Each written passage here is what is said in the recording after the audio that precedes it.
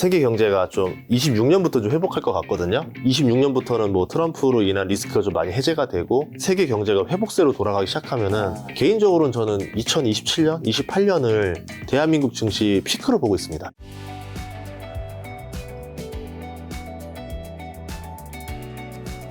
자, 미국 하면 또 이거 안 여쭤볼 수 없죠. 아, 비트코인. 트럼프. 도대체 왜 비트코인 언급 안 하는 거죠? 지금 뭐 사기당한 같은 생각도 든다는 사람 많습니다, 요즘에. 앞으로 비트코인 전망 좀 어떻게 보시나요? 아, 비트코인은 뭐 제가 전망하기에는 요즘에는 이제, 현재 2025년에 전인구 소장님 비트코인 어떻게 보세요? 사람들이 이제 옛날에 너무 안 좋게 보는 분들도 네. 인식이 조금씩 바뀌고 있어서. 저는 괜찮게 봐요. 이제 괜찮게 보는데 실질적으로 사용처들이 있어요. 비트코인이 없진 않아요. 또 화폐라는 건 믿음이 중요한데 10년 전과 지금의 다른 거는 비트코인에 대해서 99%가 불신과 조롱을 했다면 지금은 거의 상당수의 사람들이 비트코인 가치가 있는 것 같아 라고 믿어졌어요. 그러니까 아무리 뭐 이 자체로는 뭐가 가치가 없더라도 사람들끼리 그래도 한 5천만 원 정도면 거래해야지 이 믿음이 있다면 맞아. 그게 있어요. 5천만 원은 되는 거예요. 제 주변에도 비상계엄령 쳤을 때 폭락했을 때 잠깐 폭락했죠. 진짜 하루 뭐 반나절도 아닐 수 있는데 그때 원래 코인 투자 안 하는 지인들도 그때 사고 싶었다는 사람들이 많더라고요. 그리고 저는 뭘 보냐면 금융에 대한 감독이 점점 깐깐해지고 있어요. 그러니까 스마트폰 시대가 열리면서 계좌 추적이 너무 쉬워졌습니다. 그렇죠. 음지의 경제학이라는 게 있잖아요. 그 음지 경제하시는 분들은 이 추적을 피해서 뭐 하려 하더라도 쉽지가 않아졌어요. 뭐 현찰 박스를 양지화 시키기도 쉽지가 않고 뭐 양지화된 현찰 돈을 음지로 빼돌리기도 쉽지가 않고 그렇기 때문에 이 사람들 입장에서는 이 비트코인이라는 수요가 너무 좋은 거죠.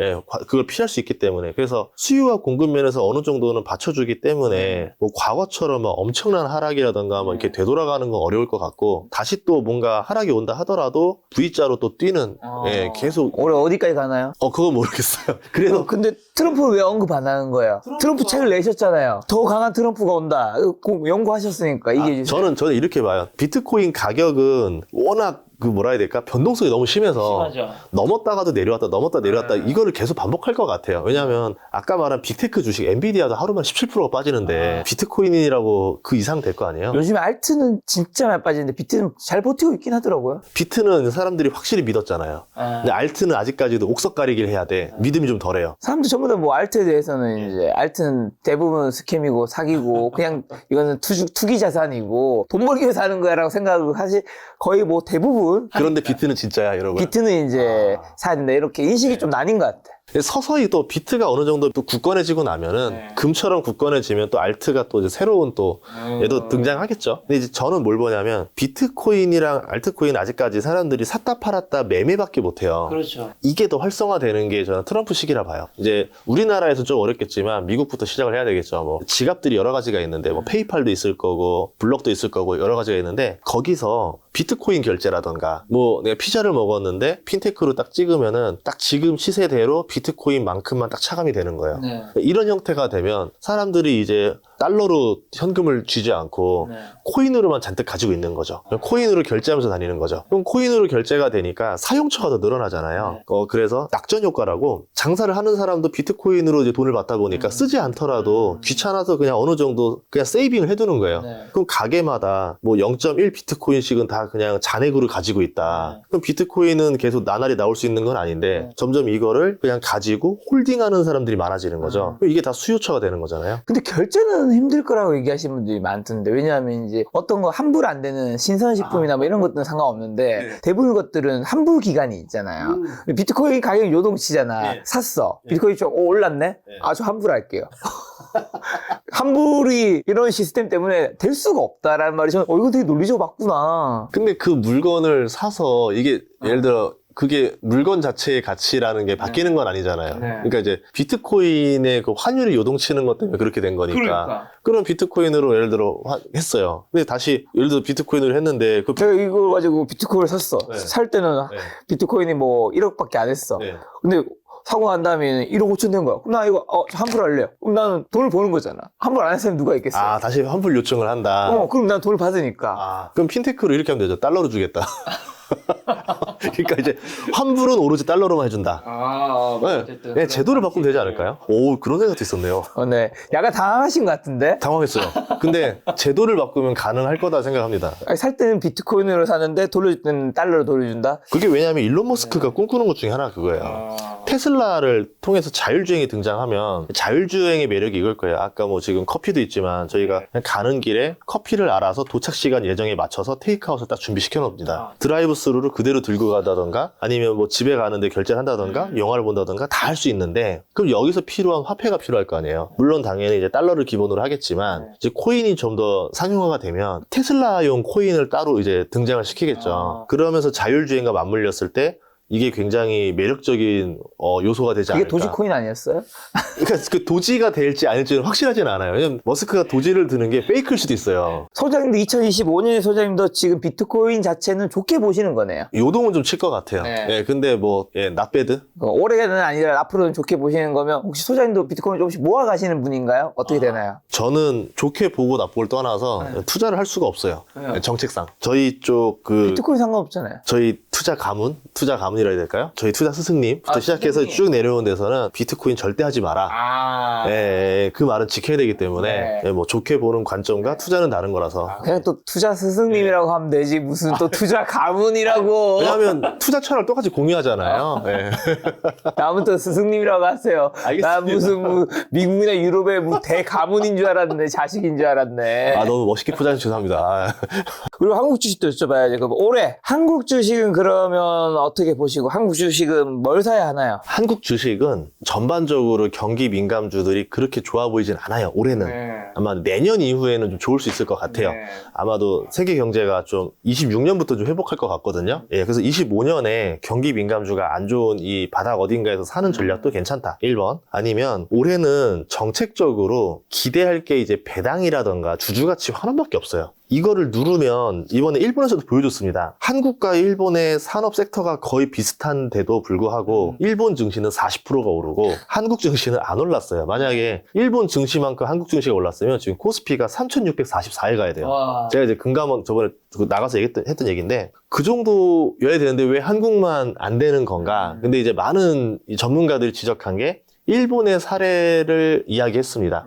일본이 단순히 그냥 뭐 한방의 정책으로 그렇게 된 게 아니라 굉장히 많은 정책들과 기업들과 노력을 통해서 이렇게 개선해 나가서 난 결과물이 이거였다. 그러면 우리나라도 해야 되는 게 상속세를 조금 개선을 할 수밖에 없어요.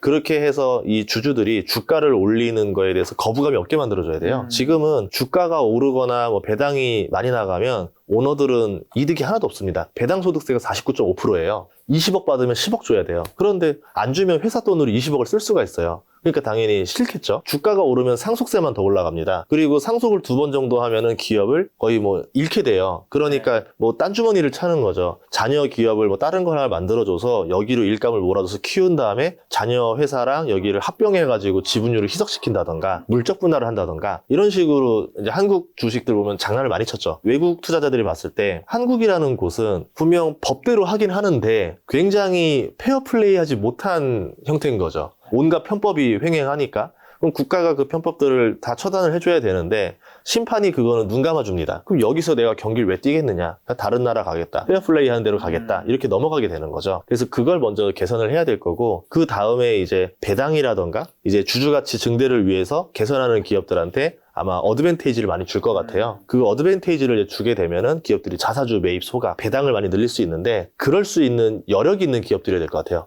대표적으로 PER이 낮아야 된다 1번. 그리고 현금이 넉넉히 좀 쌓여 있어야 된다. 그리고 매출과 이익 성장률이 괜찮게 나와야 된다. 뭐 10% 정도까지만 나오면 좋을 것 같아요. 그리고 대규모 투자를 안 하는 사업이어야 된다. 대표적으로 반도체라던가 디스플레이라던가 이런 산업들은 대규모 투자를 해야 되죠. 계속 해야 됩니다. 그러니까 번 돈이 아니에요. 뭐 번 돈 거의 다시 또 투자하고 또 투자하면서 생명 연장하는 사업인데 그런 사업을 해봤던 경험으로서 말씀드리면 겉으로만 허세지 버는 돈이 없어요. 저희 집 예전에 저희 5년마다 계속 대규모 투자하는 사업을 해봤는데 그냥 허세 하나도 버는 거 없어요. 그래서 이런 기업들 빼고 나면은 좀 똘똘한 사업들이 좀 나오거든요. 얘네들은 괜찮을 것 같아요. PER이 지금 한 4, 5배 정도 되면서 배당 수익률이 한 2, 3%쯤 되는데 네. 자사주 매입에 소각까지 해주고 매출이익 성장 계속 나오면 이 기업들이 앞으로 PER 10배 이상은 받지 않을까. 어딘데요? 여긴 좀 큰 기업일 것 같은데. 시총이 조금 작아서 좀 큰데 얘기해 주세요, 큰 데만. 대표적으로 현대차, 기아차? 뭐, 거기 근데 이제 경기 민감주이기 때문에 거기는 아마 약간 관세랑 미국 영향을 좀 더 받을 것 같긴 해요. 거기 말고. 예, 거기 빼고 나면은 이런 기업들도 괜찮았어요. 이제 주가가 며칠 전에 올랐으니까 말씀드리는 회사인데 아프리카 TV, 숲 굉장히 괜찮아요. 재무제표 되게 좋아요. 매력적이고 매출이 계속 성장하고 순이익도 성장하는데 사람들이 선입견이라는 게 있어요. 별풍선. 예, 별풍선 이러면서 이제 이런 건데 우리가 보통 이걸 죄악주라고 불러요. 카지노 회사, 뭐 알코올. 예, 뭐 담배, 알코올 뭐 이런 회사들은 돈 잘 벌고 매출이익 잘 성장하고 하는데 이 죄악주들의 특징이 뭐냐면 뭔가 좀 나 우리 죄악 아니다 주주들한테 뭔가 좀 인정받고 싶어 해요. 그래서 오히려 주주가치 증대라던가 배당 증가에서는 더 열심히 할 수도 있어요. 예를 들면 KTNG도 배당 많이 하지 않나요? 많이 하죠. 배당 잘 주고 주주가치 환원하면 주식 투자자들은 응원을 해줄 거 아니에요. 야, 이 회사 주식은 되게 좋아. 주주는 매력적이야. 이렇게 되니까 나름대로 좀 이미지 개선할 수 있는 수단이 되는 거죠. 한국 주식 뭘 사야 되는지 이제 더 강한 트럼프 원대 책에서는 조선 원전 일론 머스크 효과 사모펀드 제목 이 4가지 언급했어요. 요 앞에 거랑 말씀하신 거랑 완전 다른 얘기인 것 같은데. 요거는 이제 관세를 좀 생각했던 겁니다. 네. 이제 첫 번째는 뭐였냐면 조선은 너무 많이 올랐으니까 지금 얘기하면 너무 사람들 고점에 살 것 같아요. 하나오션이 트럼프 당선 전에 3만 원이었거든요. 지금 6만 원이 넘었습니다. 더블이 됐어요. 3개월 만에. 그러니까 저만 본 게 아니라 많은 투자자들이 다 똑같이 본 거죠. 원전 주식도 지금 너무 비싸요. 그러니까 원전을 트럼프가 세일즈하러 다닐 거라 봤어요. 이제 웨스팅하우스가 수주에서는 깡패예요. 그러니까 우리나라가 유럽이든 전 세계에 나가서 입찰 전쟁을 하면은 웨스팅하우스가 낙찰받을 확률이 너무 높아요. 우리나라랑 웨스팅하우스가 결합을 해서 이제 수주를 받으러 다녀야 되는데 뭐 우리나라 기업들은 조금 지금 정치 리스크가 조금 있고 앞으로 이제 미국에 있는 웨스팅하우스는 트럼프가 이제 활동을 하면서 좀 많이 수주를 당겨오지 않을까. 이제 유럽이랑 좀 방위비 협상이 먼저 나온 다음에 이제 진행될 것 같아요. 그리고 괜찮은 회사는 LNG를 봅니다. 트럼프랑 협상해서 이겨낼 수 있는 전략이 LNG밖에 없어요. 다른 나라들이. 관세를 많이 물을 것이냐 아니면 LNG를 많이 살 것이냐. 미국은 지금 LNG가 넘쳐납니다. LNG로만 음모론을 보자면 오바마 때 LNG 생산량이 늘어나니까 LNG를 수출할 수 있게 허가를 해줬어요. 그러면서 인프라를 열심히 깔았고 트럼프 일기 때 셰일가스 이제 증산을 마구마구 지원을 해줬어요. 그러면서 LNG가 더 많이 나오기 시작합니다. LNG라고 하면 천연가스인데 셰일 오일을 파면요 85%의 원유랑 15%의 가스가 나와요. 이거를 가지고 파이프로 돌리면 PNG라고 그러고요. 이거를 이제 바닷가 쪽 항구 터미널로 모아서 액화시켜서 배에 실어서 보내면 LNG라고 하죠. 액화 천연가스. 근데 유럽 같은 경우는 러시아에서 저렴한 PNG가 들어오기 때문에 미국에서 아무리 배로 실어서 팔아봤자 단가가 안 맞아요. 비싸니까 이득을 못 봤던 거죠. 그런데 하필 러시아에서 전쟁이 납니다. 그리고 유럽의 국가들이 러시아 가스를 안 사기로 합의를 하고 전쟁 나고 얼마 안 있다가 지하로 들어오는 노드스트림 관이 파괴가 돼요. 폭발이 나면서. 그러면서 러시아에 중요했던 PNG 관이 날아가게 됐죠. 그러면서 유럽은 미국산 가스를 엄청 많이 쓰게 됐어요. 근데 유럽이라는 나라가 다 합친다 하더라도 그 LNG 수입국 순위에서는 그렇게 높지가 않아요. 어디가 제일 높냐면 중국, 한국, 일본 이 나라가 1, 2, 3입니다. 그럼 이 나라들이 LNG를 사야 되는데 중동산 걸 주로 사고 있어요. 카타르산 걸 많이 쓰고 있고 호주산 거 쓰고 있는데 트럼프가 그럼 여기 협상에서 원하는 건 뭐냐면 우리 LNG를 많이 사라. 넘쳐나는 LNG를 지금 어딘가 사줄 나라들이 필요해요. 그래서 유럽에서도 트럼프가 돼서 나토를 건들 것 같으니까 EU 집행위원장이 미국의 LNG 수입을 늘리는 방안을 검토하겠다. 이런 식으로 풀어나가려고 했었고 일본도 미국의 LNG를 많이 사겠다 이렇게 풀어나가게 했었고 그래서 파나마 운하도 보니까 결국은 그 텍사스만에서 그 지금은 이제 미국만이라 바꿨죠. 멕시코만. 예, 거기서 이제 관통해서 아시아로 가려면 파나마 운하를 지나가야 되는데 중국이 딱 잡고 있어요. 그럼 여기를 미국이 풀어내야지만 나중에 LNG 수출할 때 거부감 없이 계속 갈 수가 있습니다. 그러니까 지금 트럼프가 하는 행위들을 보면은 다 LNG를 팔아먹기 위한 지금 전초전을 깔고 있는 게 아닌가. 거기서 이제 앞으로 셰일 회사들 더 증산하라고 할 거고 그러면 천연가스 생산은 더 많이 늘어날 건데 그러면 이때 이거와 관련된 회사들 천연가스를 AI라고 보면은 엔비디아 같은 회사가 필요한 거죠. 곡괭이를 파는 회사들 예를 들어서 뭐 강관도 많이 설치를 해야 될 거고 아마 철강 수요도 좀 많이 늘어날 것 같고요. LNG 선박 같은 수요도 많이 늘어날 거고 LNG 인프라 그리고 미국에서는 PNG로도 수출하고 있습니다. 가장 주요한 지금 에너지원이 LNG예요. 원래는 석탄으로 발전 비율이 40%였었는데 그게 지금 17% 이하까지 떨어졌고 그 떨어진 비율만큼 다 LNG로 바뀌었어요. 다른 에너지원은 증가하는 수준을 커버하는 거고 석탄을 계속 LNG로 바꾸고 있어요. 그러면 그 LNG를 가지고 하는 사업들, PNG를 가지고 하는 사업들, LNG 유통회사들이 있거든요. 이런 회사들을 잘 볼 필요가 있는 거죠. 자, 사모펀드 재물은요, 그러면? 지금 상속세랑 연관이 있는 건데요. 이거는 좀 우리나라와 좀 더 연관이 있습니다. 상속세가 있다 보니까 지금 재벌 1세, 2세, 3세로 갈수록 그 지분율이 뚝뚝뚝 떨어져 나가요. 이제 상속받는 뭐 재벌 3세급부터는 과반수의 지분을 못 갖고 있어요. 언제든지 공격을 당할 수 있게 돼 있어요. 주주들 입장에서는 지금 이 오너들한테 굉장히 불만이 많아요. 배당도 제대로 안 해주고 자사주 매입도 안 해주고 주가 부양도 제대로 안 하고 막 이런 불만이 있는데 이때 사모펀드가 딱 등장을 합니다. 과거와 다르게 사모펀드가 진짜 10몇 년 동안 자본력을 엄청나게 키워놨어요. 막대한 자본력을 가지고 이제 이 개미들을 자기 편으로 끌어들이는 전략을 쓰는 거죠. 내가 이 회사를 지분 경쟁을 하거나 해서 주주 가치를 완전히 개선해 주겠다. 그러면 주주들이 여기에다 의결권을 주게 되는 거고 사모펀드는 공개 매수를 해서 지분을 매수할 수도 있죠. 이런 식으로 기업들을 하나씩 전쟁을 벌이는 거예요. 저는 이제 고려하연 전쟁이 시초전이었다 봐요. 사모펀드의 힘이 얼마나 센지 한번 볼 수 있는 확인해 볼 수 있는 구간이었다. 올해 어디 전쟁터가 되나요? 전쟁할 수 있는 곳들 많죠. 이제 근데 이번에 사모펀드 이기지를 못했기 때문에 그룹사는 못 건드릴 것 같아요. 또 한번 비슷한 사이즈를 한번 건드려 보지 않을까 이렇게 예상이 되는데 여기서 5년, 10년만 또 지나면 과연 재벌들의 힘이 더 강해질까? 더 약해질 거예요. 그럼 한 10년, 20년 지나서 이제 또 물려받아야 되는 재벌 4세들 시대가 나올 거 아니에요. 여기는 이제 사모펀드들 먹잇감이 될 것 같아요. 그때부터는 우리나라 이제 그룹 기업들 뭐 대부분 시가총액이 높은 기업들이 오너가 없는 기업들로 다 바뀌겠죠. 이제 사모펀드들 투자금이 뭐 많이 있는. 그러니까 미국 같은 기업들 보면 분명히 CEO는 있고 뭐 오너라고 하는데 오너 지분 거의 없고 다 펀드 회사들 지분이 뭐 3, 40%가 되고 그 결국은 주주들이 가장 주가를 잘 올릴 수 있을 것 같은 전문 CEO를 선임하고 이사회에서 결정이 나는 이런 구조로 넘어가지 않을까 이렇게 보고 있습니다. 저 미국 주식은 피크아웃하고 경기 침체 이후에 그때 좀 사는 게 좋다고 얘기하시는데 한국 주식은 그러면 지금인 거예요? 나중에 좀 더 떨어지는 타이밍이 또 있는 건가요? 한국 주식은 아까 말한 사실 대로 더 떨어질 때도 없지 않나요? 맞아요. 그러니까 한국 주식은 미국이 쓰지 않은 카드가 하나 더 있었잖아요. 아까 네. 주주가치 환원이라는 이런 정책적인 요소가 있기 때문에 이게 등장하게 되면은 이런 관련된 주식부터 이제 올라가면서 결국은 침체됐을 땐 축구에서도 보면 그렇거든요. 미친 선수가 하나씩 나와요. 그 흐름을 바꿔주는 선수. 스타가 등장하죠. 예. 지금 한국 주식은 뭐 경기로 보거나 중국 경기, 뭐 미국 경기 뭐 이런 상황을 봤을 때 그렇게 매력적인 것들이 없어요. 절망감이 가득한 상태에서 말씀하신 대로 여기서 더 악재가 나와도 별로 떨어질 것도 없지 않나. 뭐 한 더 많이 떨어져봤자 10% 정도?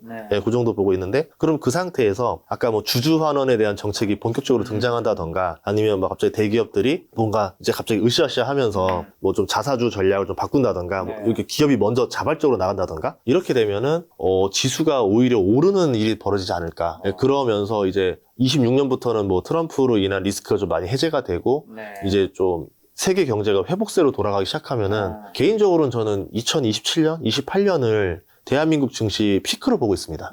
예. 근데 아까 재벌 그룹 얘기하셔서 한국에서 재벌하면 삼성을 얘기 안 할 수 없는데 증권가에서 삼성전자 목표 주가 하향 잇따르고 있는데 그리고 요즘에 많은 분들이 삼성전자 진짜 지금은 위기다.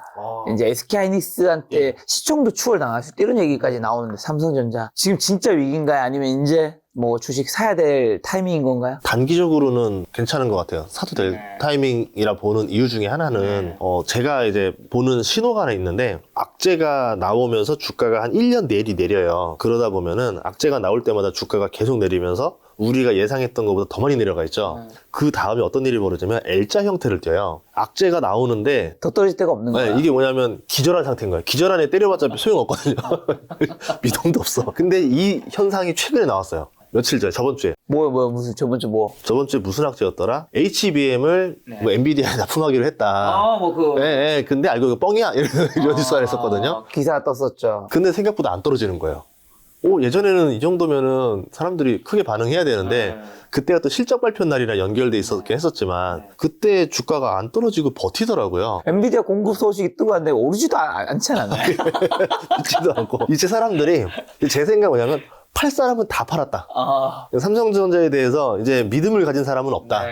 이때 이때가 보통은 기술적으로는 바닥입니다. 기술적으로. 그러면 이 상태에서 만약에 호재가 하나씩만 등장하면 어떻게 될까? 갑자기 삼성전자를 팔 사람은 다 팔았고 살 사람밖에 없으니까 매도세보다 매수세만 나오겠죠. 이런 게 있지 않나가 이제 보는 기술적인. 근데 왜 단기적인 거예요? 장기적으로는 아니라는 거예요? 장기적으로는 지금 우리나라 사업 메모리 반도체 사업이 굉장히 안 좋아요. 그 창신 메모리라고 중국의 메모리 회사가 있는데 여기가 지금 D램 점유율이 조만간 10%까지 올라올 겁니다. DDR4까지 내려왔는데 DDR5 램까지 이제 할 것 같아요. 거기에 누가 있냐면 중심축은 화웨이가 있어요. 화웨이가 계속 이제 여러 중국의 반도체 회사들이랑 혼자서 안 하고 약간 결합 형태로 같이 조인트 형태로 계속 뭔가 사업을 하면서 너는 HBM 만들어, 너는 이제 그래픽카드 GPU 만들어, 너는 뭐 해, 막 이런 식으로 해가지고 계속 뭔가 기술 공급을 해주는 것 같아요. 그럼 화웨이 위에는 누가 있느냐? 보통 이제 화웨이는 국영기업이거든요. 그러니까 아마 뭔가 약간 탈취한 기술들 또는 뭐 어떤 것들 인재들을 가지고 갈아 넣어서 연구 개발을 대행을 해주고 그 준 소스들을 가지고 이 기업들이 대신 사업을 하는 게 아닌가 이렇게 보고 있어요. 그런 점에서 그동안은 D램 시장은 삼성전자, 하이닉스, 마이크론만 가지고 있던 전유물이었기 때문에 비싼 가격을 받을 수 있었습니다. 창신 메모리가 들어와서 빅4로 바뀔 거예요. 빅4가 들어오면 중국이 하던 그 사업 그대로 하겠죠. 가격 후려치기. 굉장한 가격으로 후려쳐서 들어가니까 고객사 입장에서는 중국 거 사는 게 낫지. 뭐하러 뭐 한국산, 미국산을 사야 돼. 이렇게 되면서 이제 가격 경쟁에서 힘을 밀리는 거죠. D램 사업이라는 게 대규모 투자를 통해서 몇 년 뒤에 이제 비싼 고성능 메모리를 비싸게 팔아먹어서 거기서 번 돈으로 또 다음 투자하고 이렇게 나가야 되는데 그 흐름이 끊길 수가 있는 거죠. 그러면 다음번에 삼성전자가 투자를 해야 되는데 지금 현금이 없다 이제. 이제 그럼 투자하는 규모를 좀 줄여야 되겠다. 그럼 투자 속도가 안 나오겠죠. 지금은 우리가 HBM에 열광하고 있지만 HBM 빼고 나머지는 지금 먹혀가는 상황이거든요. 그랬던 산업이 하나 있습니다. LED 산업들, 디스플레이 산업들이 뭐 중국이 LED까지 들어와도 괜찮아. 우리는 OLED가 있으니까 라고 하면서 디스플레이 산업들이 좀 안일하게 생각했던 것 같아요. 결국 어떻게 됐냐면 거의 다 뺏겼잖아요, 시장. 그리고 디스플레이 회사들도 마찬가지로 거의 연 단위로 4조, 5조씩 투자해야 되는 회사들인데 그 회사들 지금 다 투자금은 투자대로 들어가고 이익은 안 나고 적자로 이렇게 말려 들어가고 있죠. 그런 점에서 봤을 때는 중국을 어떻게 견제하느냐가 관건이지 않을까 이렇게 봅니다. 지금 어쨌든 여전히 AI 뭐 빅테크 시대잖아요. 지금 빅테크 주식 투자는 아마 권유 안 하실 것 같은데 이제 아까 말씀하신 대로 피크아웃 하고 난 다음에 사모해야 될 빅테크 기업은 어디가 있을까요? 아까 뭐 테슬라는 좋다는 표현 하셨고 그 다음에 뭐 넷플릭스, 뭐 에어비앤비는 뭐 빅테크 쪽은 아니니까. 빅테크들은 좀 주가가 저렴하진 않아요. 그러니까 저렴하면 다 사고 싶죠. 다 괜찮죠. 다 독점이니까. 그나마 지금 분위기상으로 보면 애플이긴 해요. 지금 뭐 애플이 AI 투자를 제일 조금 했어요. 그래서 오히려 모두가 과열된 투자를 할 때 혼자 안 했기 때문에 고고하게 갈 수 있지 않나 뭐 이렇게 이제 보고 있고 저는 그래도 클라우드 쪽으로 시장을 많이 장악하고 있는 마이크로소프트? 그래도 MS가 제일 낫지 않나 싶어요. 만약에 비싸긴 비싼데. 만약에 그 피크아웃 치고 이제 떨어지고 난 다음에 그때 사모을 때도 그럼 똑같은 건가요? 예, 그 아마존보다는 구글이랑 마이크로소프트 둘 중에 좀 고민했었는데 AI를 가지고 돈 벌 것들이 되게 많아요. 넷플릭스를 좋아했던 거는 AI 가지고 가장 간단하게 바로 매출 증대가 일어날 수 있는 사업 구조라서 좋아했었고 마이크로소프트라던가 이제 구글은 앞으로 시대가 AI 시대로 가긴 갈 거거든요. 거기서 결국은 자기들 플랫폼 안으로 사람을 가둬버릴 거예요. 구글을 떠나서는 AI 서비스를 못 쓰도록 마이크로소프트를 떠나서는 못 쓰도록 그때쯤 되면 이 회사들이 좀 가시적인 결과가 나오지 않을까. 요즘 광고 잘 돌려서 돈 잘 버는 기업은 메타가 그렇게 돈 잘 벌고 있다고. 그 경기 침체의 쥐약이에요. 광고 단가가 뚝 떨어지잖아요. 그렇죠. 예, 그래서 떨어진 다음 회사도 괜찮아요. 경기 침체 오면 저희 유튜브에 수익 받는 그 CPM이라고 하는 광고 단가인데 그것도 툭툭 떨어지더라고요. 그래서 구글을 고민했던 거예요. 너무 그 광고 수익이 너무 크기 때문에 여기는. 알겠습니다. 자, 마지막으로 그럼 올해 예금, 채권, 주식금, 달러, 비트코인 되게 다양한 자산이 있죠. 좀 어떤 자산을 좀 늘려야 하는지 저희 시청자분들에게 마지막 투자 조언 한마디 주고 가신다면요. 주식이랑 채권이 좀 다른데요. 저는 채권을 올해 좀 테마로 보고 있습니다. 그러니까 주식 투자는 굉장히 까다로울 거예요. 종목을 잘 고르지 않으면은 약간 유동성의 어떤 그 어시스트를 받을 수가 없을 것이다. 그런데 채권 같은 경우는 여기서 금리가 더 올라가는 게 쉽진 않아요. 뭐 단기적으로 인플레 우려 뭐 이런 것 때문에 뛸 수는 있어도 지금 구간에서 조금 더 뛰어봤자 그렇게 높지 않거든요. 그런데 한 1년, 2년 뒤로 봤을 때는 향후에 금리가 미국 금리에 계속 내려갈 가능성이 좀 있어요. 그래서 지금은 미국채 투자가 제일 좀 안전하지 않을까? 미국채. 예, 생각하고 있습니다. 자, 소장님 출간하신 더 강한 트럼프가 온다 또 책도 보신다면 지금 이제 트럼프 임기가 몇 년 남았죠? 4년 남았습니다. 4년 남았습니다. 4년 동안 투자 기회를 좀 더 찾을 수 있는 인사이트가 있지 않을까 싶었습니다. 오늘 만나요 손님은 전인구 소장님이었습니다. 지금까지 소중한 시간 함께해 주셔서 정말 감사합니다. 오늘도 김 작가였습니다. 고생 많으셨습니다. 예, 고맙습니다.